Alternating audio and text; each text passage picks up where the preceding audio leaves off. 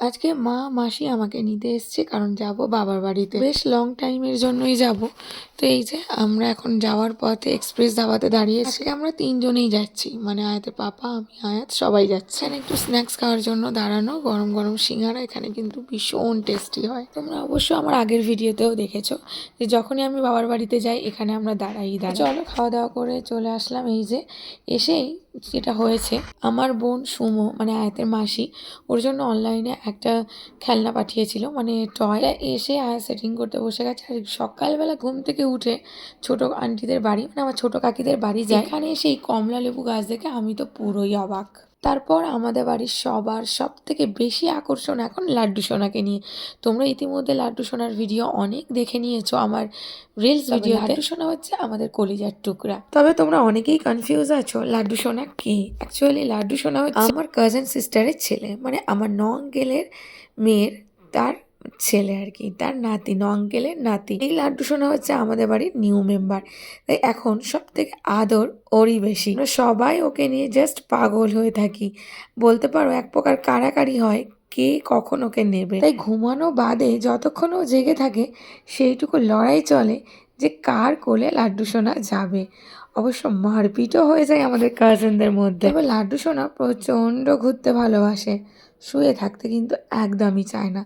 তবু ওই আর কি, সকালবেলা ঠান্ডায় তো বাইরে বের করা যাবে না, তাই ঘরে শুয়ে শুয়েই তার সাথে খেলা হচ্ছে। অবশ্য আয়াত ভীষণ ভীষণ ভালোবাসে ওকে, এক কথায় বলতে গেলে চোখে হারায়।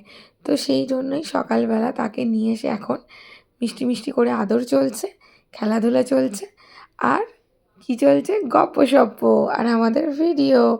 যাই হোক, লাড্ডু সোনাকে এবার বাড়ি দিয়ে আসতে হবে। তো আমরা যখনই সময় পাই লাড্ডু সোনার কাছে চলে আসি, যাতে ওকে একটু আদর করতে পারি। এই যে সন্ধ্যাবেলা, তো এখানেও লাড্ডু সোনাকে নিয়ে আদর চলছে।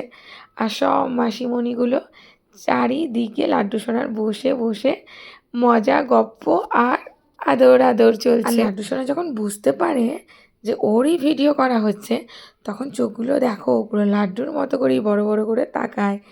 তো যাই হোক, এইদিকে আয়াত বাড়িতে চলে এসছে, পড়াশোনা করে নিয়েছে আর ডান্স চলছে। শীতকালে আমার বাবার বাড়ির এইদিকে কিন্তু প্রচণ্ডই শীত পড়ে, মানে ঠান্ডা পড়ে। তো ঘরের মধ্যে থাকলেও আর কি সব কিছু পরে, মানে সোয়েটার টোয়েটার পরেই থাকতে হয়। তো আয়াত তো ভীষণ এনজয় করছে। দেখো, এটা পরের দিন বিকালবেলা আর কি।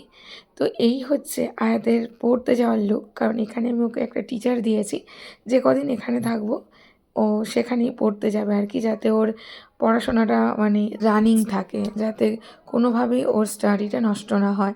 তাই জন্যই আর কি এই চিন্তাভাবনা করে ওকে এখানে একটা টিচার দেওয়া হয়েছে। আর ওর নানু আর নিমি মাসি যাচ্ছে ওকে দিতে। যাই হোক, দিয়ে আসার পর আমি একটু ওয়েট করবো আসার জন্য। এই দেখো, সন্ধ্যের আগেই কিন্তু ওর ছুটি হয়ে গেছে, আর ওর নিমি মাসি গিয়েছিল ওকে নিয়ে আসতে। তো আমাদের গ্রামের পাশের গ্রাম, ওখানে পড়তে যায়। তো বেশ ভালোই ও এনজয় করছে পড়াশোনাটা। এখানে ভিডিওটা শেষ করছি, টাটা।